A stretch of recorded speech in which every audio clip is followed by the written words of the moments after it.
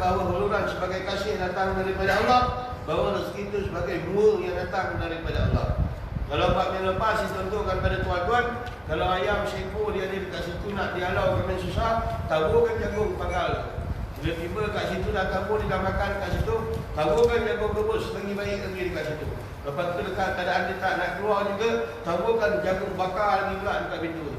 Tiba kat pintu tu halaukan keluar. Begitulah juga antara orang-orang yang hatinya mereka yang tak dihadap oleh Allah. Allah kalau bencikan kepada manusia ni, kalau tak ada kata dia pusingkan hati manusia tu dengan cara nikmat. Bila manusia makin lalai, makin ditambah dia akan nikmat. Lagi dia lalai, lagi dia tambah akan nikmat. Lalu pada yang lebih teruk, dalam keadaan mereka dalam bermaksiat, Allah tambah lagi akan nikmat. Lalu dalam keadaan mereka menjaga, dengan sebab nikmat itu Allah sayang lagi dekat dia, masih lagi kasih dekat dia. Kalau sekadar nikmat zahir ini manusia nak jadikan ukur sebagai sayang Allah, kafir itu lagi banyak dapat nikmat. Bandingkan orang Melayu dengan orang kafir, kaya lagi orang Melayu, kaya lagi orang kafir. Faham? Kalau nikmat itu sebagai satu ukuran lah, maka dia bukan sebagai satu ukuran kasih sayang Tuhan yang manusia nak mutlakkan. Tak boleh. Pasal ada kalanya nikmat itulah dalam keadaan yang dibagikan oleh Allah, cara Allah halau hati manusia daripada berhadap kepada Allah. Kod kata pun kalau dia terkena pada perangkap ni, dia semayang. Dia semayang, tapi hati dia tobat lahum, memang tak akan berhadap kepada Allah. Dia akan berhadap kepada harta dia akan berhadapkan masyaallah barang yang lain daripada Allah Ta'ala. Ini cara Tuhan berangkap. Ya? Sebab itu kita bahas dalam balak ta'zib dengan balak ditakrib. Apa balak dita'zib? Balak ditakrib. Balak ditakrib, orang tu makin dia beramal, makin susah hidup dia. Lagi beramal, lagi susah hidup dia. Lagi beramal, lagi Tuhan uji. Itu tanda ramal naik bang. Ya? Kalau makin beramal, makin susah. Ni tanda ramal naik. Tengok pada perkataan walana binwannakum bisyai'in minal khawfi wal ju'. Allah kalau disayang manusia, dia rekrut tuan-tuan.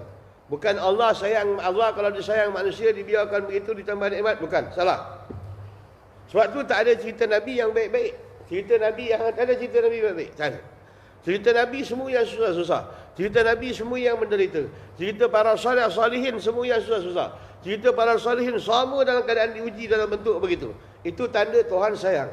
Allah kalau sayang, diletakkan macam mana? Diuji.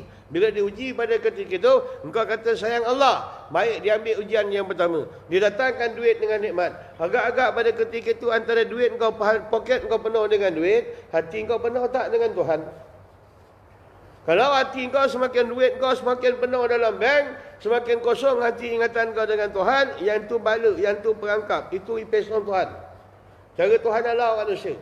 Jangan kata manusia dah lepas. Bila ayat ni diturun, Allah panggil dulu malaikat Mikail, Allah panggil pada malaikat Jibril. Lalu bila bacakan akan ayat ini, maka takutlah di antara kedua malaikat ni. Kedua-dua malaikat ni, satu malaikat yang dia punya besar 600 kali 600 sayap, satu sayap boleh tutup dunia. Yang Mikail lagi berpuluh kali ganda lebih besar daripada Jibril. Bila Allah panggil, dia ada dua hadrat Allah, terlocot semua tulang-tulang dan kepak-kepak mereka ni. Sampai tak tahu yang mana satu kaki, yang mana satu kepak, yang mana kepak Jibril, yang ke mana berkepak Mikail. Kerana hal keadaan mereka terlalu takut dengan perangkap ayat daripada ni. Manusia dia tak boleh nak jamin dalam bentuk macam tu. Bersisa yang anak murid dia beribu dah boleh berjalan di udara. Akhirnya namanya tersenarai di kalangan ahli tetap penduduk neraka. Hal keadaan kau nak fikir bala'an ba'ura. Apa kelebihan Allah baginya di antara tapak tangannya tak boleh mendadah ke langit. Hal keadaan doanya diperkenan. Hatta daripada dia mendoakan untuk Nabi Isa, Nabi Musa AS pun Allah perkenankan pada ketika itu. Sesatnya Nabi Musa dengan sebab, mengikut pada sebab dia, hal keadaan kisah daripada berdoa bersisa. Ba'al keadaan bersisa mengatakan satu kerja bodoh kalau seorang dia nak mendoakan untuk Nabi Musa. Akhirnya gagal dia dengan pujukan isteri dia. Akhirnya apa dia? Dia mendoakan untuk Nabi Musa AS. Lepas saja dia berdoa, malaikat gentap lidah dia, terus terkeluar sampai ke pusat dia. Ini kisah Bal'am Ba'ura. Sebab tu tak ada berani jamin dalam bentuk begitu. Ada manusia dalam keadaan kata Rasulullah yang sepanjang hidup dia adalah amalan ahli syurga, selangkah lagi nak mati bertukar pada amalan ahli neraka. Ramai di antara ada juga manusia yang sepanjang hidup dia beramal dengan amalan ahli neraka, kemudian hujung hidup dia beramal dengan ahli syurga. Tengok betul-betul tu. Saya dengar satu petang saya dengar kisah Dr. Ravi. Dia asal dia masuk Islam, tentang oleh keluarga dia. Lepas daripada beberapa tahun, abang dia berapa tahun, setahun 2 tahun sebelum masuk Islam, sebelum meninggal, abang dia masuk Islam. Mak dia sebelum berapa bulan meninggal masuk Islam. Penghujung dapat. Macam saya katakan tempat saya orang asli ni, anak di Islam, bapak dia tak Islam. Dia bawa pergi berjalan, bawa pergi pekan, tiba-tiba accident. Saat bapak dia nak accident tu, bapak dia minta tolong ajarkan dia mengucap. Bapak dia mengucap, dia dihajar berdua 3 kali, lepas tu dengan bapak dia meninggal. Sepanjang hidup tu macam-macam perkara dimakan, macam-macam perkara yang dibuat. Tiba-tiba last minute, tinggal 5 minit lagi dia mengucap pada ketika itu. Yang 50 tahun punya kes semua dia kena rabut, padam. Tak ada kes. Itu kelebihan orang. Kita ni belum tentu lagi bang. Kita yang menentukan pada kita ni bukan pada luaran. Yang menentukan perjuangan saat awak nak mati dalaman. Kat mana cenderung hati kita kat luar? Kalau tuan-tuan buka dalam satu Quran, dalam ayat dalam Al-Quran, kalau Allah bertanya, Qul in kana aba'ukum wa ashiratukum wa azwajukum wa ashiratukum, sampai daripada ayat tu panjang tuan-tuan, malas nak baca. Katakanlah ya Muhammad, adakah anak kamu, adakah isteri bapa kamu, adakah mak kamu, adakah isteri kamu, anak-anak kamu, harta kamu, dan seluruh daripada kaum kerabat kamu, dan perniagaan yang kamu takutkan kerugian itu, ahabba ilallahi wa rasulihi, kamu lebih cintakan lebih daripada Allah dan Rasul, dan wa jihad fi sabilillah, dan jihad fi sabilillah. Fatarabbusu, kau jaga kau hatta ya'ti Allahu bi amri, sehingga Allah datangkan perintah dan hukuman. Ayat itu Allah hukum bukan manusia dalam keadaan buat maksiat, bukan. Sebab dia kasihkan anak bini lebih daripada dia. Kasihkan di antara harta lebih daripada Allah dan Rasul. Kasihkan adik-beradik lebih daripada Allah dan Rasul. Kasihkan di antara bini dan juga seluruh kaum kerabat lebih daripada Rasul. Kasihkan pada kenderaan lebih daripada Allah dan Rasul. Kasihkan kehidupan dan perniagaan lebih daripada Allah dan Rasul. Fatarabbasu, jaga kamu hatta ya'ti Allahu bi amri, sehingga Allah datangkan perintah dan hukuman. Itu bukan cerita orang baik tak orang baik, tak. Kadang-kadang manusia bertopengkan pada agama, nampak ahli agama, tapi hati dia dalam keadaan mengabdikan diri pada harta, pangkat dan darajat. Patut abang asal kata dalam bab tu perjuangan di dalam, bukan perjuangan dia di luar. Dia nak letakkan betul-betul kosong, takhali. Mana tahalli dia nak asingkan diri, takhali, kosongkan diri. Kena kosongkan hati maksud Allah, maka mudah di antara masuk kasih pada Allah. Pasal apa kita cakap macam tu? Pasal kita kahwin dengan bini kita, bila kahwin tu dah makin kahwin cantik lah bini ni, muda-muda cantik. Dia cantik dah, makin lama makin tua. Dah makin tua ni sepatutnya dah kurang lah sayang. Pasal tak berapa lagi dah cantik. Kulit pun dah komod, puas serika, tak tegang juga. Dah serika 3-4 kali dah muka dia tu, tak tegang juga. Tapi bila tanya sayang, kenapa dia kita jawab masih sayang? Kenapa bini yang makin tua, makin comot, makin tua, makin berkedut, makin tua, makin begitu, sayang tu boleh timbul. Padahal kita berdamping dengan dia dalam keadaan berapa tahun, 14 tahun, 20 tahun, 30 tahun. Kenapa yang zat padahal keadaan pencipta bini kita tu makin lama kita makin tua, makin jauh, makin bosan. Kenapa makin lama dengan Tuhan tu makin tak minat. Dia jadi macam tu, soalan nak kena keluar. Lepas tu ayat tu turun, in kana aba'ukum auladukum abnatukum wa asyiratukum, adakah anak kamu, adik kamu, adik beradik, anak isteri kamu dan harta kamu yang kamu lebih sayang daripada Allah Ta'ala. Kenapa manusia yang semakin lama semakin dalam keadaan tua, makin lama dia kata makin sayang? Kenapa di antara Al-Quran kalau dibaca makin ada nur, sepatutnya makin kuat sayang. Semayang yang dibuat, kalau ada nur dalam semayang, makin gairah di dalam semayang. Zikir, kalau dia berzikir, ada nur hubungan batin dia dengan Tuhan, dia akan jadi lebih kasih, lebih sayang dan lebih rindu pada Allah. Ini tak ada, tak dapat. Lepas tu Allah kunci ayat tu betul-betul. Weh, tapisan Tuhan banyak ni tuan-tuan. Bila tak ada kata kalau tak ditapis dengan ayat macam tu, manusia ni akan berwayang-wayang, berbayang-wayang. Saya tak katakan Islam tu agama batin, yang Tuhan nak penyerahan di dalam. Islam ni aslamah, dia pergi pada taslim, serahkan diri dalam. Jangan luar nampak dalam keadaan ahli ibadat, sedangkan hati tak akur kat Tuhan. Yang ni bahaya. Cukup bahaya jenis macam ni. Sebab tu kadang-kadang manusia dia suka pada Islam, tapi kalau cerita pada Al-Quran, sebahagian mereka menentang. Kau agak-agak semua orang Melayu suka hukum Tuhan ke? Dah ada inlay perkak. Tak ada. Yang jubah labu tak setuju hukum Tuhan. Yang jubah tinggi, jubah hijau, jubah kuning, hal keadaannya berserban. Nampak zahir dia meletakkan pengabdian pada Allah. Tapi adakah dia taslim dan akur seluruh daripada ketentuan Allah? Ini menentukan batin manusia. Jubah serban ni dia boleh wayang. Wah, asli kalau masuk Islam aku belikan jubah, belikan serban, lilit. Kau sendiri pun tak perasan dia ni Islam. Nampak macam ulama. Boleh dilakonkan. Tetapi yang batin, tak semua saya kata orang tu, saya cakap terang-terang aja. Tak semua orang Islam ni suka hukum-hukum Allah. Macam kerat tangan, macam rejam, macam melantah berzina, sebat orang minum arak, macam sebat pada sumpah kazab, yang ni sumpah dosa dusta. Orang tak bersetuju ni. Ada kalanya manusia pula, dia tak boleh terima di antara qada, hukum yang mendatang. Dia tengah-tengah kaya, tiba-tiba Tuhan redam, hal keadaan miskin, lalu dikufur. Oh, yang ni ada satu bab lagi.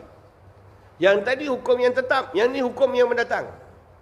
Kadang-kadang dia tengok anak dia study, dia hantar pada tuition, tiba-tiba keputusan anak orang yang pemalas dapat baik, anak dia pula dalam keadaan dapat tak baik. Lalu dia tak puas hati dengan keputusan Allah. Dia mengkritik dan menuduh orang dengan keadaan berbagai-bagai. Dalam ni nak akur yang Tuhan, nak akur dalam ni nak kena bercakap, aku hamba, dia Tuhan. Dia minta aku dalam istilah perkataan na'budu, hal keadaan saya, hal barang yang terjadi pada nasta'in. Kalau tak dapat. Kena akur pada batin. Sebab tu, Islam ni nak ajak orang masuk Islam, tak boleh tarik rambut, letak pedang atas kepala, nak masuk Islam atau tidak? Tak boleh. Tak ada paksaan dalam agama. Tapi dia dikenaki. Bila orang bermula daripada dalam, saya cadang masuk Islam, saya nampak begini, dia mesti keluar daripada batin dia, baru diterima di antara Islam dia. Kalau sekadar zahir, tak boleh pakai lagi. Maka dengan sebab tu, Islam ni agama batin. Benda yang kau nak buat tu, kau nak kena akur. Benda yang kau nak buat tu, dia mesti berlaku daripada gerakan dalam. Hal keadaan, seluruh ibadat kalau dia tak berlaku daripada 3 sifat. Yang pertama dengan sebab dia antara kasih dia pada Allah. Yang kedua sayang dia kepada Allah. Yang ketiga cinta dia kepada Allah. Ataupun salah satu pada yang lain atas dasar menunjukkan kehambaan dia kepada Allah. Yang keduanya dalam keadaan menunjukkan kewajipan di atas hak dia. Yang ketiganya yang lebih besar, kenapa perlu di antara manusia sembah Allah? Memang roh itu perlu dan tak boleh dipisahkan dengan Allah. Roh ni kalau dipisahkan daripada Allah, dia sakit. Memang dia sakit. Orang tak semayang ni, nampak kaya, aman ke? Tak ada bang, pembohong. Orang kaya ni, anak beranak tak tutup aurat, seluar bini ketat-ketat, agak-agak hati dia tenteram ke? Tak ada bang, tak ada. Sekadar dia bertopengkan kepada harta yang ada, dia bahagia dengan duit, tapi dari segi hubungan batin dia tak pernah memikirkan hubungan dia dengan Tuhan. Dia takkan aman orang kaya dalam bentuk macam tu. Manusia dia kena buat 2 pilihan. Kalau hendak tak kocek dia dipenuhkan, tetapi hal keadaan kasih dan ingatan pada Allah ditarik. Ataupun di antara kocek dia dikosongkan, lalu ingatan dan hati dia berpaut kepada Tuhan. Agak-agak suruh manusia pilih macam ni, macam mana dia nak? Allah ni tuan-tuan. Kalau tuan-tuan baca wallahu yuqaddir, tengok cerita ayat tu. Lebay ini asal dia miskin, tapi dia kuat beramal. Maka Allah bantu dia dengan harta. Bila dalam harta, Allah bantu harta supaya dalam semayang ni dia tak ingat lagi tentang harta. Allah lancarkan perjalanan dia. Lancarkanlah. Kalau cakap orang Melaka, Allah lancarkan perjalanan dia. Bila Allah dah lancarkan perjalanan dia, tiba-tiba dapat duit, dia dah mula gagal sikit. Nak tengok sayang Tuhan, kalau dia sayang, kalau hamba, kalau dia masih lagi disayang oleh Allah, bila dikasihkan akan duit, tiba-tiba dia semayang tu tadi daripada susah dan jadi senang, tiba-tiba dapat duit, dia dah mula leka sikit. Kalau tanda Allah sayang, saat dia leka, Allah tarik balik harta. Kalau seandainya Allah nak halau dia, saat dia leka, Allah tambah lagi nikmat dia. Nah, kalau tak ada kata Allah nak halau dia, lagi pada saat, pada ketika keadaan dia anak beranak dalam keadaan bahagia, tapi dah makin lama makin jarang datang masjid, dah makin lama dah makin tak datang pada kuliah, dalam saat dia leka, Allah tambah lagi. Yang ni bahaya, seperti mana kena pada Barsisa. Yang ni bahaya, seperti mana kena pada Bal'am Ba'ura. Makin dapat nikmat, makin nikmat. Nak tahu nikmat tu tuan-tuan, hal keadaan bagaimana dia ni fitnah ataupun merupakan kurniaan yang hal keadaan kasih, uluran kasih daripada Allah. Bila bertambah pada nikmat, di mana hati kau dengan Tuhan? Bila bertambah nikmat di mana qadar di antara penambahan kekuatan jasad kau melakukan ibadat. Kalau tiga perkara ni tak bertambah dengan sebab daripada nikmat, hal keadaan nikmat bertambah tetapi makin malas jasad melakukan kerja, hal keadaan melakukan ibadat, makin nikmat bertambah, hati walaupun melakukan sembahyang lagi tak ada kuat ingat kepada Allah. Yang ketiga, hal keadaan bila bertambah pada nikmat, dia tak pernah merasakan kebahagiaan bersama dengan Allah setiap kali daripada ibadat dan juga seluruh di antara amal yang dilakukan. Bahkan dia lebih hal keadaan rasa bahagia kepada anak isteri yang bakal bergelar bangkai daripada zat Allah yang maha baqa lagi. Faham? Ui. Faham? Bini kita tu berapa hari? Bila dia hidup mati-mati agak-agak ada orang sayang bini. Marah kata imam, kau tanam bini aku parang kau. Ada? Ada? Tak ada. Dia cabut aja nyawa, dia tak kata isteri lagi dah. Dah kata mayat, dah kata bangkai dah. Kena mandi katanya. Faham? Ha. Ataupun dia kata bini dia mati. Bila imam tanya bila nak tanam, dia kata, "Mam, saya sayang lagi bini saya, minta tangguh seminggu boleh tak?" Ada tempat kau? Ada? Ha? Bini ada orang kalau dia pandang, bini tengah nazak, dah pesan ke imam, "Kejap lagi tanam Nyawa belum habis keluar lagi lah, belum habis keluar. Imam tanya, belum habis keluar dia, "Mam, kalau boleh kejap lagi kan tanam, tak nak tangguh-tangguh esok. Malam ni pukul 2 lah, Mam. Tak kisah tanam." Kalau boleh macam tu. Faham? Ataupun bila kata, bini dia lepas mati, imam tanya bila nak tanam. "Apa tangguh-tangguh, Mam, sekarang je lah. Kalau boleh korek depan bilik mayat tu, gali tanah situ je lah tak? Tanam." Kalau boleh begitu, nisbah. Kalau tak ada kata manusia terlupa bahawa barang yang kau sayang itu, yang pertama, bila antara, kalau isteri itu di antara isteri, anak dan harta ni, tengok di mana, adakah dia merupakan satu fitnah ataupun satu amanah. Innama amwalakum wa azwajukum fitnatun, innama auladukum wa azwajukum amanah. Dua perkara Tuhan sebut. Kalau andainya dia amanah, dia berterusan. Kalau andainya berterusan dalam mentaati Allah, andainya mendatangkan fitnah, Allah datangkan bini, bini yang bakal binasa, bini yang bakal dihapus jasadnya di atas muka bumi Allah. Datangkan bini untuk meringankan perjalanan kerohanian kau, supaya di antara tak teringat tidak bersyahwat kau kepada wanita yang lain, ataupun bila mana kau bersyahwat pada wanita yang lain, hati kau akan terinding dengan Tuhan. Ni asal tu. Faham? Orang kalau tak kahwin, dia tengah sembahyang, dia boleh gairah. Dia termasuk daripada 3 golongan yang tak dipandang oleh Allah di akhirat. Lelaki yang sembahyang dengan keadaan bernafsu terhadap wanita dalam khayalan dia. Kemudian lelaki yang dalam keadaan mengaju-ajukan senjata kepada orang, duk acah-acah senjata. Yang ketiga, lelaki yang memukul dia akan orang, hal keadaan orang, dan khusus bagi isterinya di bahagian muka. Ini 3 yang tak dipandang oleh Allah di akhirat. Faham? Faham tak? Kau tak pernah pukul bini tak pernah. Jarang kan? Daripada lutut bawa ke bawah. Faham?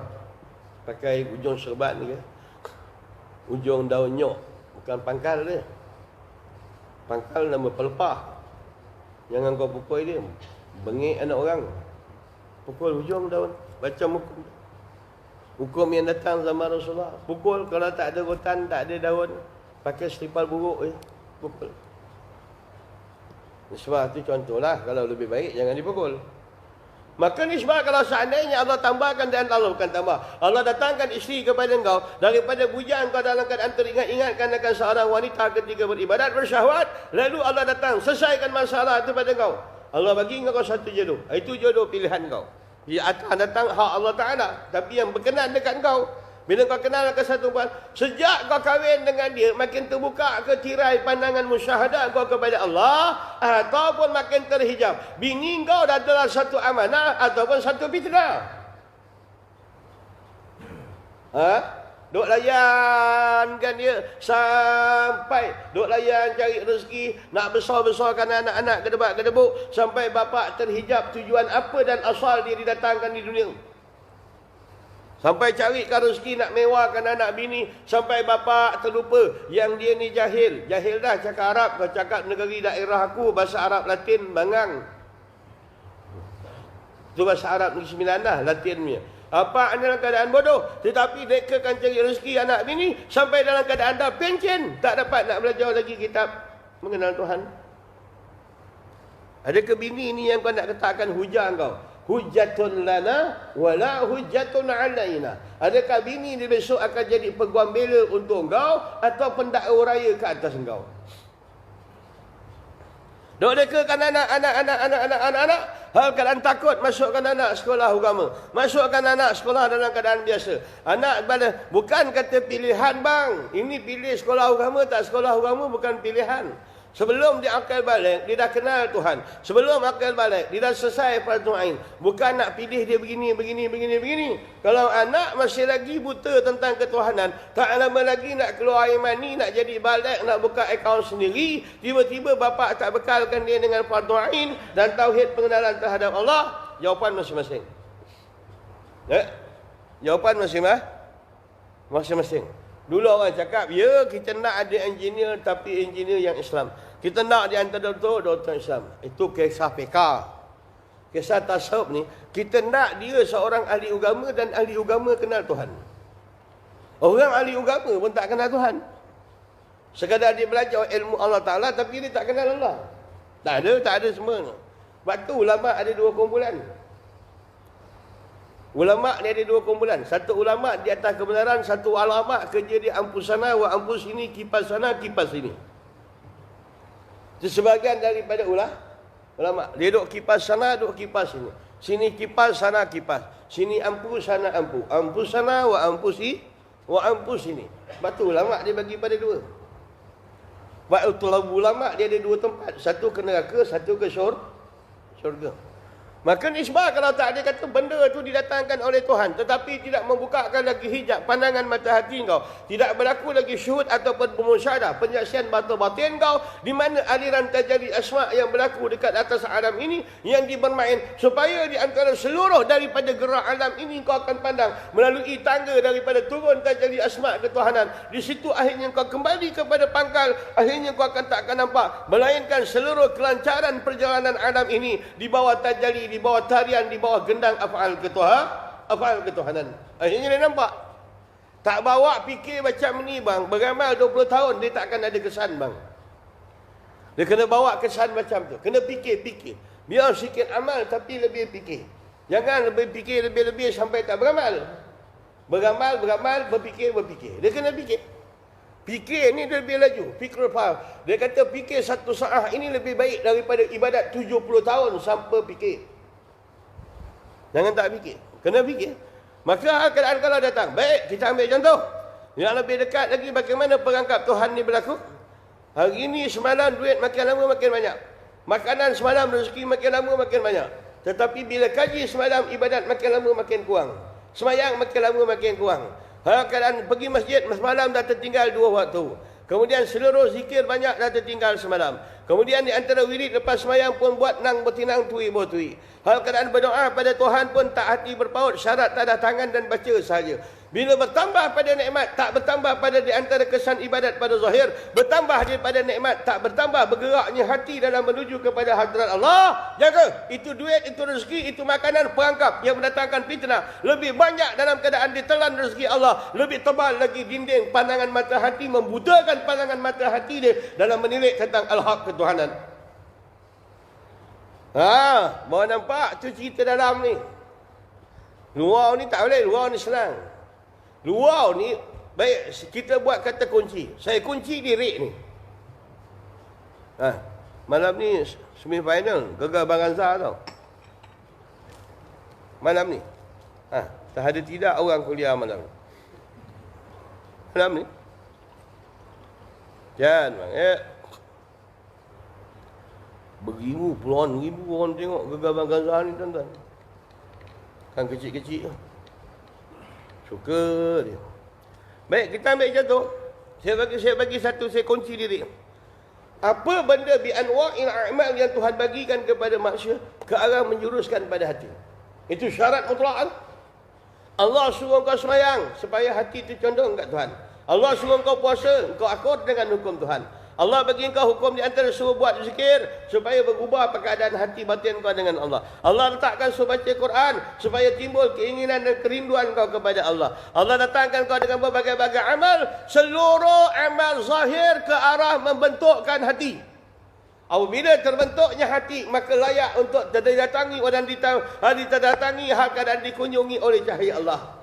Kalau andainya amalan zahir tak bentuk pada batin, umur makin lama makin tua, tak dapat dia di antara kemanusiaan kerohanian kepada Allah.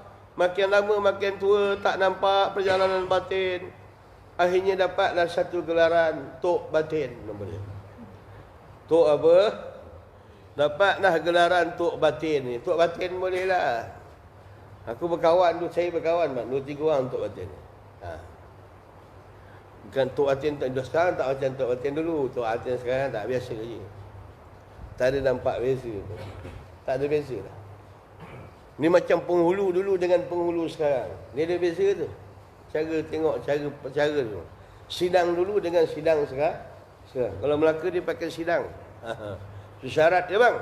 Habis maknanya kalau sembahyang tak mendatangkan kesan, tak akan ada cerita dia batin tu dengan Tuhan. Puasa tak mendatangkan kesan pada hati, tak ada. Seluruh ibadat zahir ke arah proses hal keadaan pengabdian diri dan keakuran hati dalam ketahanan Allah. Kalau ibadat tak boleh mendorong dan boleh mengubah tentang hati, kerana hati itu bila telah diubah, tujuan dia untuk dipaparkan, bagi syarat dipaparkan. Maksudnya kalau dia rajin sembahyang, dia akan dipaparkan sifat takut dia kepada Allah. Kalau dia rajin rokok, dia akan menzahirkan, dipaparkan bagi sifat hina kepada Allah. Kalau andainya di antara dalam keadaan dia sujud, dia akan paparkan sifat kerendahan tawaduk dia untuk meraih tajalli bagi pakaian a'la ketuhanan.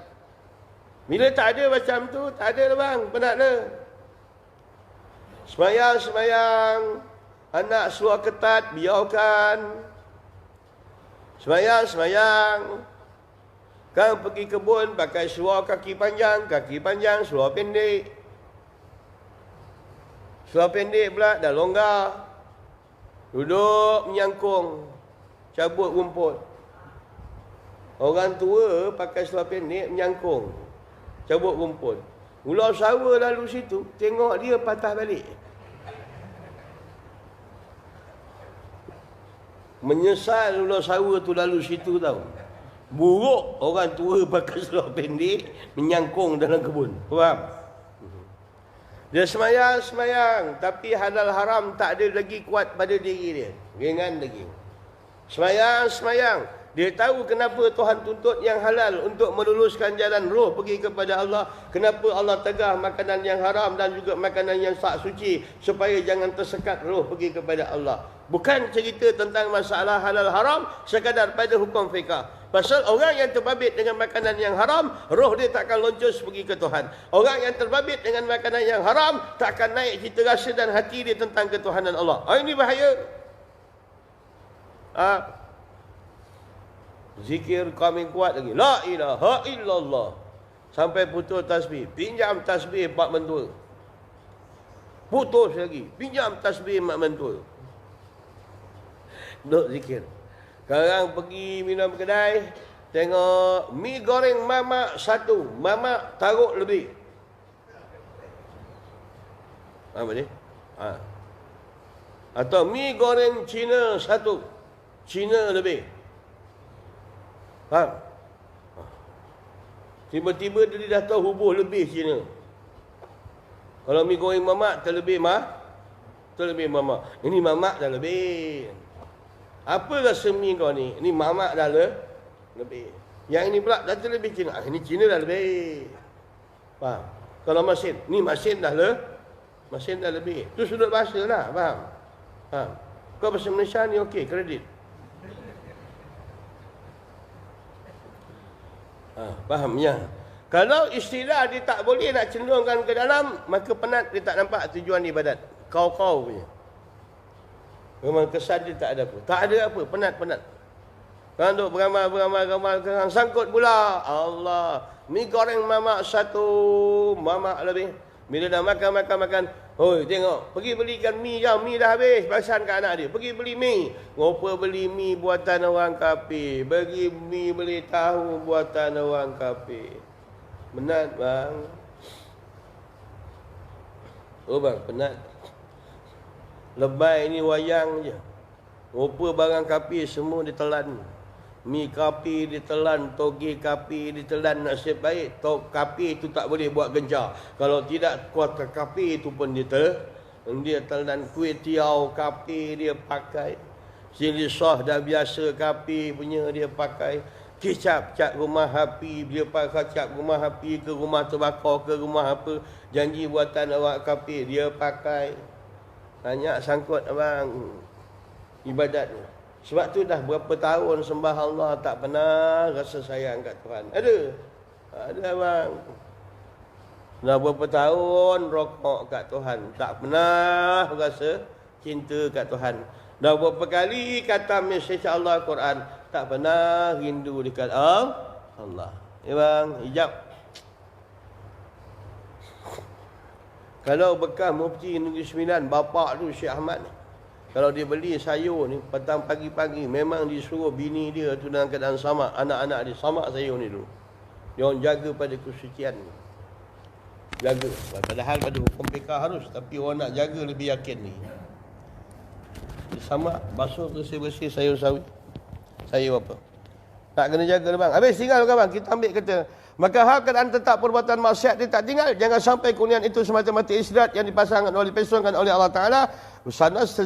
Sanastajrijuhum min haitsu la ya'lamun. Asal suratul Al-A'raf ayat yang ke-7.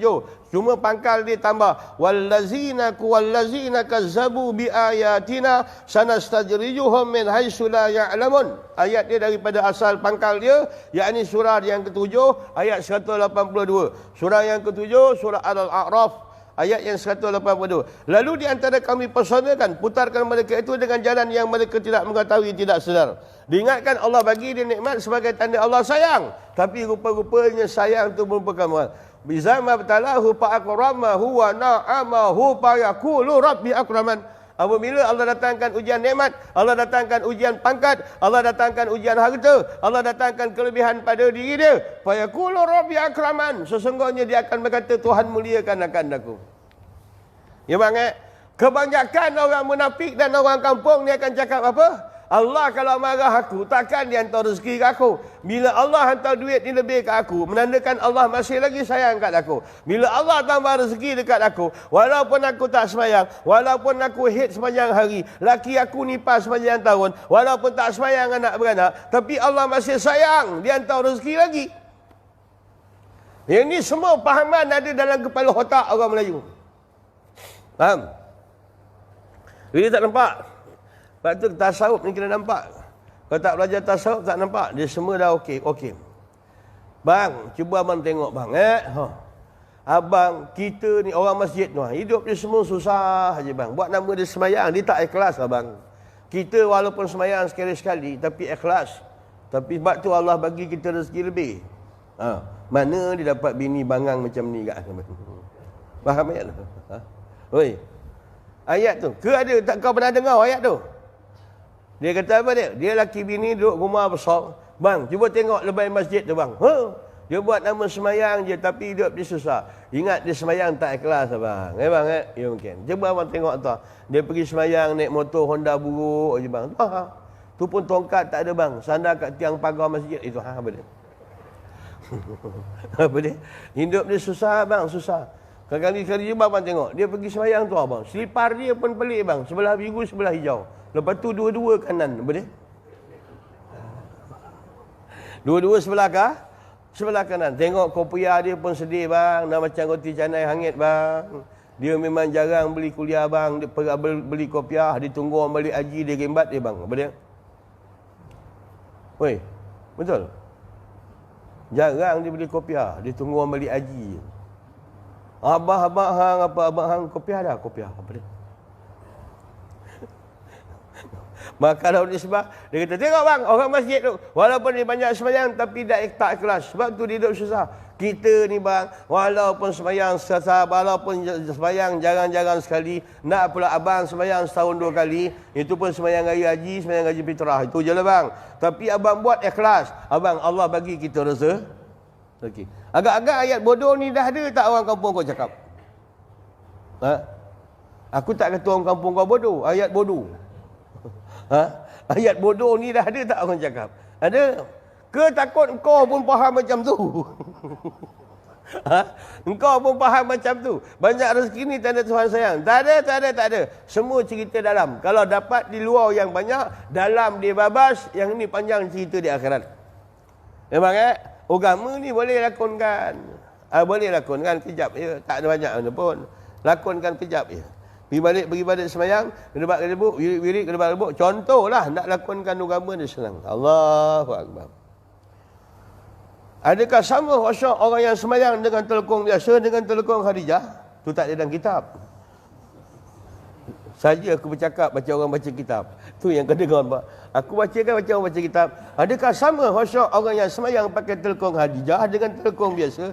Dia duk cari mana dia ayat mana tu. Takkan dalam kitab ikam nak cerita telekong Khadijah baik apa dia? Allahu Akbar. Anakku, ya mak. Mak dah lama berkenan nak berpakai telekong Khadijah. Oh, berlari anak. Mak nak pakai telekong Khadijah. Bapak pun dah lama cadang nak beli kain kapan. Beli apa? Kain kapan. Belilah. Dah 60 tahun apa tangguh-tangguh. Beli. 60 tahun beli kain kapan. Siap minyak wangi. Siap kan. Kalau mati bila-bila senang barang dah ada. Sungguh ni bagus. Saya ada arwah bukan moyang saya, moyang pada mak saya. Lepas moyang tu oneng-oneng. Lepas oneng-oneng bau oning. Lepas oning bau tingkap. Apa dia? Nisbah keturunan lah. Saya pernah melihat moyang mak saya. Bukan moyang saya. Moyang mak saya. Umur 117 tahun. Tapi dia masih waras lagi. Kalau kita datang dia cerita, ni kain kapan moyang Tok Yang, ni kain kapan dia, lepas tu envelope dia dah siap. Ini duit orang semayang, ni duit orang mandikan, ini duit orang begini. 60 tahun dah boleh lakot. Ya, oi. Kau takut kain kapan Oi. Yang anak beli kain kapan? Beli satu, kau satu, bini kau satu. Beli. Agak 2 tahun tak meninggal, mangkau. Kain kapan ni dah lama kita beli. Ni kita acu-acu, cuba try nak ambil. Try. Besok tiba-tiba hari meninggal tak muat. Kau jangan. Pakai. Mula-mula kapankan bini dulu. Kapan? Lepas tu cuba-cuba baca talqin. Ingatlah sayangku, apabila datang 2 malaikat kepada kamu, janganlah kamu takut dan gentar. Dia makhluk Allah seperti abang dengan kau juga. Maka apabila dia bertanya, macam tu. Okey? Nangislah. Kau pun baca talqin. Sayangku, kalau... faham tu? Buat macam tu. Sayangku, seandainya kau pergi dulu, minta tunggu di pintu syur. Kau baca talqin ke lagu Elicat? Kau baca talqin ke kau baca lagu Elicat? Elicat dia tak kata aku tunggu kamu di dalam syurga. Di pintu je, tak masuk tahu. Oi, Elicat ada kata, aku tunggumu di dalam syurga ada? Tak, akan aku tunggu kau di pintu je, masuk belum tentu. Faham? Kalau helikat boleh masuk syurga, senang banyak lebay. Apa dia? Bila tak ada, ingatlah sayangku apabila faham? Habis. Kan? Baca talqin, nangis. Ingatlah sayangku apabila datang 2 malaikat. Oh, sedihlah tu. Yang kau sedih tu pasal apa? Yang kau takut mati itu takut apa? Tu kau kata bila Malaysia kena kredit dulu. Adakah kau takut mati itu sebab takut nak bertemu dengan malaikat azab di dalam kubur? Adakah kau takut mati itu takut kerana harta kau belum habis lagi di-enjoykan? Adakah kau takut mati sebab terpisah dengan anak dan bini kau? Adakah kau takut mati kerana takut untuk bertemu pencipta kau? Adakah kau takut mati? Soalan kenapa kau takut mati itu pun dia ada 10 cabang jawapan. Faham? Lepas tu besok tukar pula. Pakcik baring, makcik kata, pakcik balutkan kain kapan. Ni apa engkau acu-acu. Esok senang dia. Acu. Macam budak kecil dapat baju raya lah. Kejap-kejap try. Kejap-kejap try. Engkau tak perasan padahal engkau yang buat dulu. Tengah-tengah tidur bangun cari kasut. Pakai kasut raya. Besok muat tak? Tak perasan yang kau buat tahun 70 dulu. Engkau ni tak perasan. Makcik balutkan dia. 3 lapis je makcik. Lepas tu ikat kaki, ikat kepala. Pergi masak dulu. Masak air ke, masak nasi ke, masak lauk kan. 5-6 jam sekarang baru apa? 5-6 jam kan baru buka. Baru buka kelengkapan. Ajar dia duduk 2-3 jam dalam kelengkapan. Kau nak tengok dia bangun macam pocong sampai ke dapur. Dia punya takut kelengkapan. Ambil kapur bagus tu. Tabur dalam bilik beramal tu. Bilik beramal tu, ambil kapur bagus, pecah-pecahkan. Balingkan dalam bilik beramal. Dia mesti ada satu bilik tau. Yang kau duduk tahalli dan takhalli. Yang kau asingkan diri kau daripada manusia. Dan kan kosongkan hati kau daripada aghyar. Masya-Allah. Kena ada satu bilik. Bilik tu khas antara kau berkhalwat dengan Tuhan. Jangan beramal dalam gelap syaitan. Dikata dalam suasana samar. Beramal dalam... Bila dah tua ni kena rajin berkhalwat lah bang. Seorang-seorang. Maksud ni amalan peribadi. Bini tak boleh kacau. Jangan masuk bilik tu. Bilik tu kita khalwat dengan Tuhan. Nak tidurkan bantai sejam. La ilaha illallah. La ilaha illallah. Wangikan bilik. Taruh minyak atar yang wangi-wangi. Kalau ada kayu gaharu, bakau kayu gaharu. Dia bau kegemaran Nabi. Dan dia merupakan bau kebencian syaitan. Minyak gaharu ni. Gaharu. Gaharu. Yang harga sebetul pendek macam ni 600, 700 punya harga. Yang kau beli kat Maidan 3 botol RM10 tu terharu nama dia. Yang gaharu piau dia macam tu. Kalau kau nak tahu bini kau ada saka, ambil sikit coret dia. Bila dia kata busuk dah bang, ada saka tu. Faham? Ni bini dah belajar, bila besok laki bawa aun, yang ni gaharu yang original tu, yang nak pula yang India punya, bawa dia keras. Dia nak cakap busuk sekarang, laki dia tahu dia ada saka. Wangi banget minyak ni. Mana abang dapat? Kau ambil dalam tangan, kau lomorkan kat dia. Kau tengok ni. Takkan dia. Kalau orang yang ada masalah sampingan-sampingan tu, mesti masalah dengan gaharu ni. Tak baik. Dia cerita tak payah tangkal-tangkal dia. Kalau budak Syria ke, kalau budak ada mengamuk, tak sedar ke, ambil minyak gaharu yang piau ni, sapukan kat hidung dia. Dia keluar sendiri je. Dia keluar sendiri je. Faham? Dia mengamuk mana? Aku nak balik. Tanya dia. Tambang ada? Siapa nak bagi kau tambang? Balik sini. Gaharu pakai.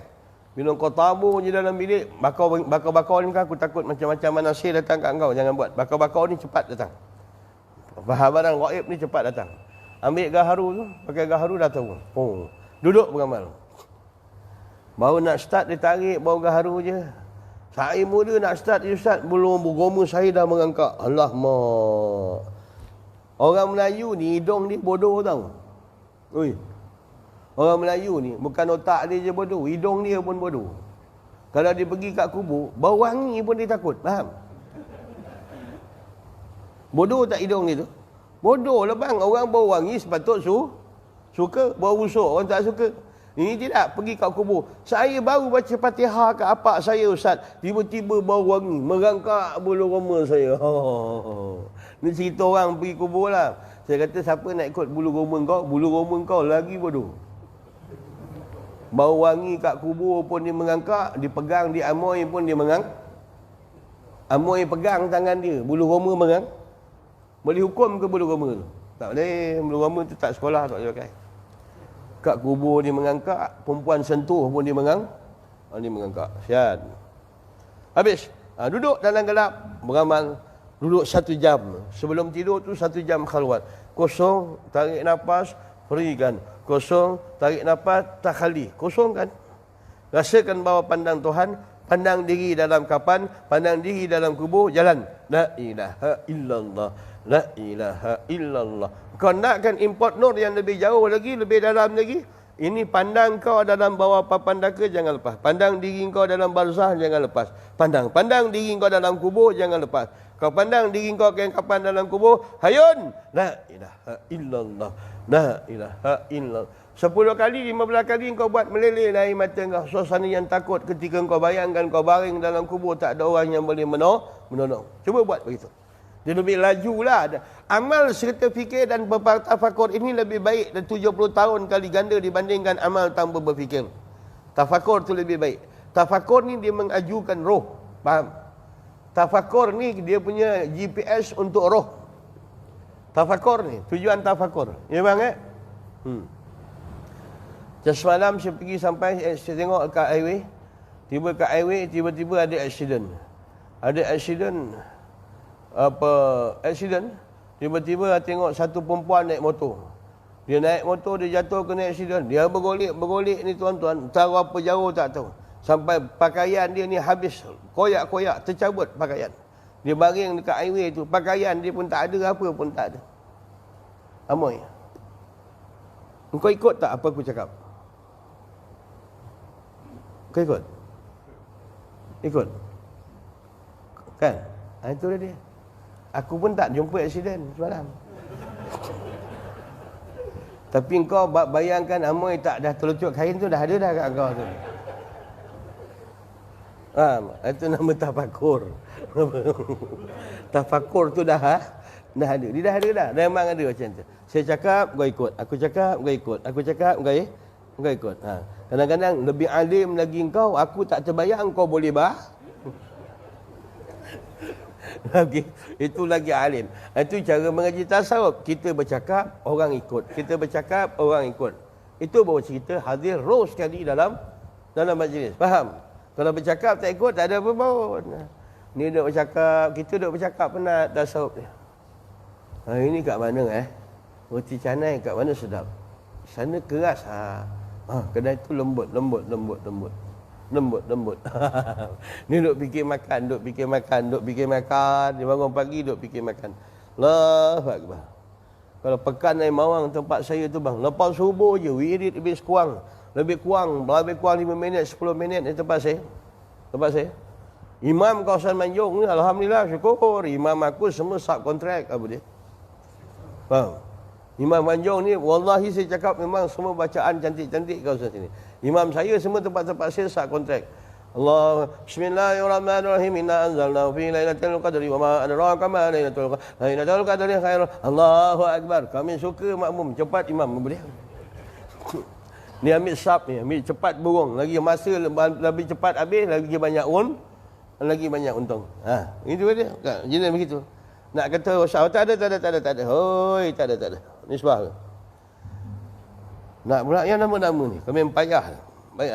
Yang tua-tua, payah betul nak lepaskan imam. Yang personal, kalau Melaka masjid-masjid macam tempat tuan-tuan ni, macam masjid-masjid yang besar-besar ni, dia akan ada satu imam, dia hantar 2 imam. Imam ni akan pusing. Dinamakan imam dun dan imam parlimen. Imam ni dia akan pusing je dalam daerah. Subhanallah. Budak-budak yang hafaz Quran kemudian pergi melanjutkan pelajaran di Shubra di Mesir, tahfiz dekat kawasan sana, balik kemas. Itu untuk masjid daerah, masjid yang besar-besar je lah bang. Yang kampung-kampung ni imam tua biasa je lah. Macam tadi untung baca sabih dengan hal atas. Orang kampung aku dia boleh baca satu surah khatam 2. Baca sabih khatam satu ghasyiyah. Faham? Faham Fazakir inna fa'ati zikra. Ditukar. Fazakir inna ma anta muzakkir. Baca sabihis khatam ghasyiyah. Ini orang alim 7 kiraat je boleh buat. Orang alim berapa kiraat? 7 kiraat je boleh buat. Allahu Akbar. Habis akan kami personalkan di antara mereka al-isyarat, iaitu mengulur memberi terus menerus supaya bertambah jangan lupa supaya perkataan supaya bertambah lupa gariskan perkataan. Kemudian dalam keadaan dibinasakan, dibagi syok dia leka. Dia leka dalam nikmat macam tu, pop tiba-tiba hujan lumpur pun sampai mati pada ketika itu. Bang ya, duk leka-leka, dapat duit buat sambut hari jadi, dapat duit buat hari family, happy betul, buat majlis. Dalam dia seronok dalam keadaan melayan anak cucu dia, Allah datangkan bala, tiba-tiba banjir, gerontoh bukit, mati di satu keluarga. iza ja'ashum humul baghtatan, perkataan iza ja'ashum baghtatan merupakan bala yang Tuhan balaskan kepada manusia ketika di tengah seronok dengan rezeki, seronok dengan nikmat, seronok dia anak beranak, tiba-tiba Allah pukul dengan cara drastik, pop, terus pukul pada ketika itu. Yang ini bala yang paling menakutkan tuan-tuan. Ya, tengah-tengah seronok tiba-tiba bala datang. Macam Indonesia, tengah-tengah seronok, borak kedai kopi, tiba-tiba gunung berapi jalan. Tengoklah macam di Bangladesh, semua tuan-tuan tengok. Bencana yang paling banyak, bencana air berlaku paling ganas ni China, paling banyak berlaku Bangladesh dan India. Cuba tuan-tuan tengok. Saat dia orang dalam keadaan leko-leko duduk lepak kedai kopi tepi sungai itu, tiba-tiba menderu air. Macam semut terapung mayat ni satu-satu. Bila orang leka. Sebab tu kadang-kadang yang menakutkan apa dia? Saat kau seronok, laki bini, anak beranak, cucu kau buat hari keluarga pada ketika itu, kau jaga baik-baik ayat ni. Apabila ditakutkan akan datang baghtatan, takut direntap dengan sekaligus. Takut majlis yang kau buat tu mendapat murka daripada Allah, ataupun orang yang dah tua terbabit dalam majlis-majlis bentuk macam tu, perangkat 60 tahun, 70 tahun, lalu dalam keadaan dia ladai daripada Allah. Agak-agak saya bagi contoh lah. Kalau tuan-tuan dah umur 60 tahun, 70 tahun, setiap malam kalau tidur tak rasa cemas ke? Besok pagi aku bangkit tak lagi? Besok pagi jumpa tak matahari? Besok pagi dapat tak kuliah subuh berjemaah? Besok pagi dapat tak aku pergi masjid? 60 hingga 70 tahun adalah di antara umur yang paling ranum untuk dituai oleh malaikat Israel. Nak tidur tu takut-takutlah. Allah wa mismika amutu wa ahya, ya. Faham? Tinggalkanlah doa-doa lama. Allahumma jannibna wa jannibi syaitan tu, tinggalkan doa-doa lama tu. Pakai doa baru. Okey? Oi, faham? Bila yang tak ketawa tu sama ada tidur atau tak faham, betul? Tinggalkan doa lama. Bila rasa fikir besok aku mati, besok aku jumpa matahari tidak, besok apa khabar aku, hal keadaan bila-bila, bukan tak ada yang berlaku dalam anjung. Bangun-bangun tidur, bila lelaki bini kejutkan subuh, mungkin pahang letih, ditangguhkan 5 minit, kejutkan lagi pahang, masa subuh dah lama masuk, mungkin dia letih, dibiarkan lagi, kejut kali ketiga, bukakan api, tengok semut halus dah berjalan dekat rongga-rongga kecil, dah tak ada apa lagi dah. Dia boleh berlaku dalam tidur. Sebab tu Nabi kata, apakah sahabat yang paling dekat dengan mati? Maka jawab Rasulullah, jawab sahabat Allah wa Rasulullah. Maka jawab Nabi, yang paling hampir dengan mati itu adalah tidur, kata Rasulullah. Betul nak tidur mengucap cukup-cukup, asyhadu an la ilaha illallah wa asyhadu anna Muhammadar Rasulullah. Pak kau, Pak Hang, besok kita pergi Tesco nak? Nak? Allah, orang dah mengucap ni ajak berbual. Okey, insya-Allah. Mengucap balik, asyhadu an la ilaha illallah wa asyhadu anna Muhammadar Rasulullah. Cuba nak. Jangan nak beli periuk besok kat Tesco. Mangkuk 1-2, mangkuk plastik. Dia ajak kita bercakap lagi tau. Nak ajak orang ni. Pak Hang, kita nak pergi dua ke? Nak ajak anak ke? Alah, dia ni orang dah mengucap, ajak berbual lagi. Bawalah siapa-siapa. Mengucap balik, asyhadu an la ilaha illallah. Duit kat cek tak ada. Abang ada duit tak besok ni? Nak pergi shopping ada duit tak ni? Ada tak? Duit habis dah habis gini. Duit abang ada gini. Alah, orang dah mengucap dia ni, Allah ajak berbual lagi. Ada duit. Kau nak pakai berapa? Nak shopping? Ada. Mengucap balik, asyhadu an la ilaha illallah. Asyhadu an. Besok bang, nak bawa kereta mana bang? Honda ke? Toyota ke? Kereta jenazah? Dia pembayaran. Kau mengucap sekarang? Sebelum aku tala kau mengucap. Kau mengucap sekarang. Kasih kalam takhir tu lah. Mengucap. Belajarlah. Kalau boleh berasing lah. Duduk yang tua-tua ni, cari satu kursi malas ataupun kursi macam pejabat yang boleh pusing tu. Kalau tak boleh duduk atas jadah, duduk bawah sakit pinggang, beramal la ilaha illallah. Tasbih pegang la ilaha illallah. Bila tasbih dah terjatuh tu, kira tertidur dah tu. Dia cuba lelap sekejap. Bila dia lelap, dia nak cuba bangun. Tapi tak mampu, tak daya. Dia boleh sambung tidur. Tapi kalau dia terlelap, pam, dia teringatkan aku, ya Allah, masa dah kecemasan, ya Allah, nak pulun berapa banyak, dapat beramal, dia dapat. Tiba-tiba ada kekuatan, dia akan sambung balik. Sambung. Yang peringkat 60 tahun, 70 tahun, kena takut abang. Bila-bila dia boleh berlaku. Jadi kalau boleh wuduk jangan dilepas, saya semayang jangan dilepas. Kalau boleh zikir jangan tinggal. Saya dah pesan dah, gapai lah apa yang boleh gapai. Naik motor, jalan kaki, naik kereta, zikir, tasbih, tahmid, talawat, istighfar. Minta ampun dengan Tuhan.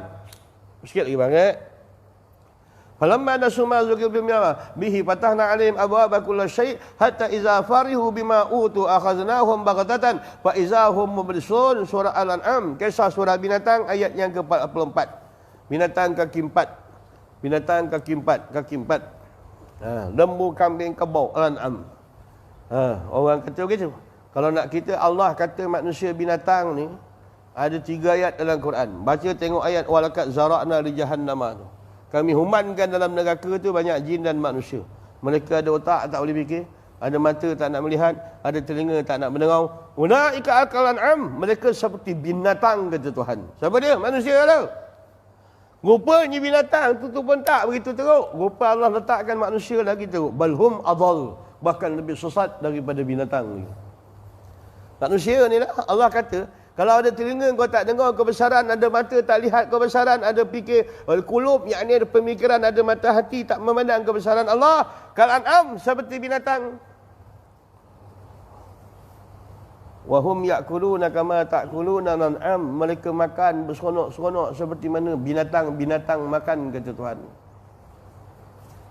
Allah selar perbuatan manusia ni. Begitu. Manusia ni dia macam kucing. Kucing ni kalau tak ada kerja dia bergaduh adik-beradik tu, bergolek-golek dia bergurau. Tapi bila dapat makan sekarang, pam dia bunyi. Oh, ni aku punya. Dah tahu pam dah sekarang. Manusia macam itulah. Selagi dia biasa, dia macam adik-beradik. Jangan seorang dapat rezeki, jangan seorang dapat jawatan.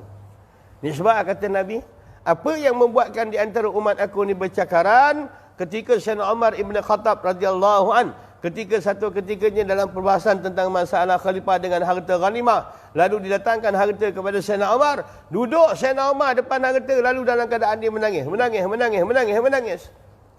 Bila dah lepas nak ambil seorang bertanya sahabat, apa yang membuatkan kau menangis ya Umar Ibn Khattab? Maka jawab Umar Ibn Khattab, dia kata Nabi kata telah sampai masanya umat aku ini akan bergaduh, akan berpecah, berpunca daripada 2. Yang pertama apabila limpahan harta yang terlampau banyak, yang kedua apabila di kalangan mereka yang gila pada kuasa kata Rasulullah. Ini kisah Sayyidina Umar ketika dia menjadi khalifah, bila melihat harta dalam keadaan dikumpulkan banyak harta ghanimah, harta rampasan peperangan di hadapan dia. Betul apa yang dikatakan oleh Nabi. Berpecahnya di antara umat Islam pertama dengan sebab daripada banyak harta. Yang kedua berpecahnya di umat Islam apabila mereka gila pada kuasa. Akhirnya jadi macam mana? Jadi macam mana? Islam dah duduk kelompok yang kecil berduk tengah-tengah. Duduk mereka bergaduh dengan dia. Yang hal keadaan musuh ni berapa sudut duk tengok dia ni, tengah attack dia. Pak, sistem Yahudi, sistem kafir ni tuan-tuan, cara dalam keadaan nak serang di antara umat Islam ni bukan selain dia main pada senjata ni, mungkin timbul masalah dekat dia. Jalan paling senang, pecah belahkan dia dulu. Syria yang lebih 1,5 juta tu yang mati tu orang kafir ke? Ada orang kafir? Syria yang lebih berlaku peperangan yang mati lebih 1,5 juta dah tuan-tuan, 500,000 lebih dah yang berlaku. Adakah peperangan tu berlaku dengan orang kafir? Tak. Waktu dalam Syarah Tirmizi apa kata orang Perak kata dalam Syarah Tirmizi, Syekh Idris Marbawi kata, dia terjemahkan kitab, Nabi sabda la takhtalif. Jangan kamu berikhtilaf kata Nabi. Ikhtilaf itu yang akan bawa kemusnahan bagi umat ni. Dia akan jadi begitu. Orang duk marahkan satu negeri dalam negara ni, konon-konon pahaman dia begini. Bila satu kawan pergi ziarah balik pergi kawasan utara, dekat kawasan utara dalam negara ni, dia kata betul Ustaz, lepas sembahyang dia orang ni wirid tak ada. Sekadar dia orang baca istighfar, Allah ma'antas salam, lepas tu dibuat baca Mekah bersurai. Tapi hasil daripada didik dia orang Ustaz, Hal keadaan apa yang berlaku di dalam kawasan utara ni, lepas saja daripada sembahyang, dia orang akan bersepah seperti mana di Mekah dan Madinah. Tetapi lepas dia orang sembahyang sunat, tuan-tuan, Ustaz, Quran ni bertarik-tarik Ustaz. Bergebut. Dia orang akan duduk dulu dalam lekor setengah jam ke 1 jam. Dia orang akan tadarus saja Al-Quran. Suasana ni dah jadi di kawasan utara ni. Hasil didikan dia orang ni. Dia kata setengah jam lagi Ustaz. Keadaan nak masuk. Setengah jam lagi nak masuk waktu. Quran ni dah habis Ustaz. Semua dah pegang Quran. Semua tengah baca. Tadarus masing-masing. Oh, hebat. Yang dia orang viralkan pada yang sakat hari ni, orang bagi tahu kat saya apa dia? Apa yang berlaku perkara ganjil di Temerloh, sembahyang subuh dengan sembahyang Jumaat tidak ada perbezaan. Tak ada perbezaan. Dia dah bermula di Temerloh. Sembahyang subuh dengan sembahyang Jumaat tak ada perbezaan. Maksudnya bukan tak ada perbezaan rakaat. Rakaat sama dua. Maksud tak ada perbezaan tu maksud kedatangan. Orang ramai pada waktu subuh pada ketika. Tonton buku tak? Mazana'ni bil Islam. Apa buku yang dikarang oleh Fatihiyakan. Kalau tak silap saya dah buku tu. Dalam buku tu bila orang soal jawab pada Fatihiyakan, satu gerakan ulama-ulama gerakan yang di Syria, orang tanya dia, macam mana cara nak tengok Islam tu berada di kemuncak? Maka dia senang bagi nak tengok Islam berada di kemuncak apabila waktu subuh dan waktu Jumaat itu tak ada perbezaan. Di mana di antara kau tengok bagaimana ramai orang sembahyang Jumaat, begitulah ramai orang sembahyang subuh, Islam dah hampir ada kemuncak. Senang je Fatihiyakan buat begitu. Faham? Faham? Kau sembahyang Jumaat penuh? Penuh. Kalau sembahyang Jumaat penuh, sembahyang subuh tadi berapa sap? 3 sap. Kalau 3 sap, kalau banding Melaka, terbaik lah kau. Kita baik dah. Saya kawasan pedalaman. Sembahyang subuh tempat saya pengambil tinggi 12 orang. 12 orang. Lepas tu dia kena tegakkan. 2 orang tua, seorang orang muda. 2 orang tua, seorang orang muda. 2 orang tua, seorang orang muda. Pasal kejap lagi dia goyang nak tombang, kita kena tahan. Kita kena tahan. Macam-macam perangai bang. Kena azan. Kejutkan dia orang bangun. Kita baca tarhim. Keluar pula budak kata bid'ah. Macam mana? Macam orang viralkan kisah Indonesia. Ada orang cerita? Di Indonesia. 1 hari, 2 hari dia bang dalam keadaan orang tak datang. Bila dah hampir dekat lepas 5 minit dia bang tak datang. Dia buka kena CD lagu Lalu dangdut. Ini kisah dia memviralkan. Habis orang pakat kampung. Apa dalam masjid kau buka lagu dangdut? Rupa yang datang semua kawan-kawan dia je. Yang lutut bengkok, yang mata tak boleh buka. Bagus bro, kau panggil orang pakai dangdut, ramai datang. Apa dia? Panggil dengan azan kau tak datang. Rupa dengan dangdut kau keluar ramai kah? Ramai. Ada saya simpan video tu baik. Bagus. Aku cadang pun nak pasang macam tu. Kalau aku bang tak datang, aku pasang lagu Siti Nurdiana dengan Kai Bahar tu. Apa dia? Suruh lagu Siti Nurdiana dengan Kai Bahar tu, cuba aku pasang agak-agak kat masjid. Dia datang, tapi aku dah turun dululah. Apa dia? Aku pasang lagu tu, lepas tu aku balik tu. Kau jangan tunggu, jawab. Jadi, kalau semua AJK ambil tindakan macam tu, kan mudah. Ada lapis yang baru lagi akan datang, generasi yang akan datang, kalau orang boleh syorkan, ambil AJK ni, yang dia boleh pergi ke kanan. Daripada hal keadaan sampai kepada khutbah, pergi sampai ke mandi jenazah. Dia boleh jalan. Kemudian AJK ni dia boleh hal keadaan, selesaikan. Seluruh AJK boleh selesaikan masalah Quran yang berlaku dalam masyarakat. Masjid akan jadi pusat sumber pada ketika itu. Dia sedap. Memang ini AJK datang setahun sekali, 2 kali. Mesyuarat pelantikan, mesyuarat penutup. Tempat aku ke tempat engkau? Allah kau ni. Syabik ke macam. Itulah dia. Kalau dengan saya tak ada harapan tu dia. Maka ketika mereka melupakan apa yang telah diperingatkan kepada mereka, kami bukakan bagi mereka segala jalan. Allah bagikan nikmat berbagai-bagai nikmat. Kemudian sehingga apabila mereka telah mabuk gembira terhadap segala hasil usaha mereka usahanya, kami tangkap mereka dengan tiba-tiba sehingga mereka mengalami dan merasa gagal sepenuh dan putus harapan sama sekali. Demikian contoh istidraj, yakni tiap berbuat dosa dia ada keadaan ditambah dengan nikmat, dilupakan minta ampun kepada Allah, dia juga perangkap. Nikmat makin bertambah. Semalam istighfar cukup tak 70? Pakcik-pakcik, makcik-makcik. Ya. Semalam nikmat bertambah. Biasa-biasa makan sarapan pagi semalam, biasa makan nasi lemak. Tiba-tiba Allah tambah rezeki, anak tambah lagi cucu. Yang ini kuih. Tapi yang nenek dapat datuk dia tak tambah lagi sembahyang sunat, tak tambah lagi syukur kepada Allah. Kemudian makan tengah hari pun dah tambah lagi lauk. Allah bagi lagi dia akan nikmat. Kemudian zuhur dah tak dapat nak pergi masjid. Bila dia nak tidur, dia fikir-fikir, hari ini rupa aku belum lagi istighfar, minta ampun dengan Tuhan sebanyak 70 kali. Mulakan. Amal yang lain dia akan jatuh kurang dan tawau kalau tuan-tuan tak mulakan setiap amalan dengan 70 kali istighfar. Memang jalan istighfar. Jangan panjang-panjang, ambil yang pendek-pendek. Yang pagi tadi buat. Astaghfirullahalazim, aku minta ampun kepada Allah yang Maha Agung. Agak-agak makcik-makcik yang dah lama-lama ni, bila dia istighfar panjang-panjang, dia boleh terjemah ke? Kalau tak boleh terjemah, ambil yang pendek. Astaghfirullahalazim, aku minta ampun kepada Allah yang Maha Agung, allazi la ilaha illahu, yang tiada Tuhan melainkan dia, al-hayyul qayyum, yang Maha hidup lagi Maha berdiri waktu boleh. Tak ada dia sempat orang tua-tua nak terjemah tu dia. Ambil yang pendek-pendek je. Astaghfirullahalazim, aku minta ampun kepada Allah yang Maha Agung. Atau astaghfirullah, astaghfirullah, astaghfirullah, minta ampun ya Allah, minta ampun ya Allah. Boleh? Buat macam tu. Jangan baca panjang-panjang lah. Kalau tak boleh nak tadabbur, faham? Istighfar macam tu. Buat perlahan-lahan lah, menangis tengah-tengah malam.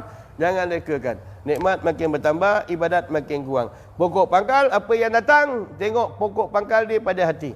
Datang rezeki, hati berubah. Datang rezeki, hati tertutup. Datang rezeki, ibadat macam mana? Ibadat, hati ibadat macam mana? Datang rezeki, bagaimana hubungan hati dengan Allah? Keluarkan soalan itu, dapat jawab. Adakah rezeki ini merupakan satu fitnah, ataupun rezeki ini merupakan satu nikmat yang Tuhan bagikan untuk memudahkan segala urusan kau? Wallahu alam. Ada apa soalan? Tak ada. Alhamdulillah.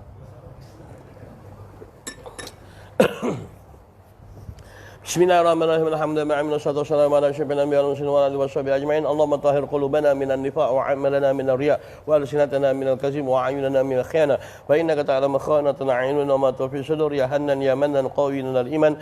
Allahumma yahilana 'adamin ya mujibal sa'ilin hablana minka rasyada wa sadada wa yaqina rabbana jamil lana bil 'ilmin wahdina dunya wa dina. Rabbana 'alaika tawakkalna wa ilaika anabna wa ilaikal masir.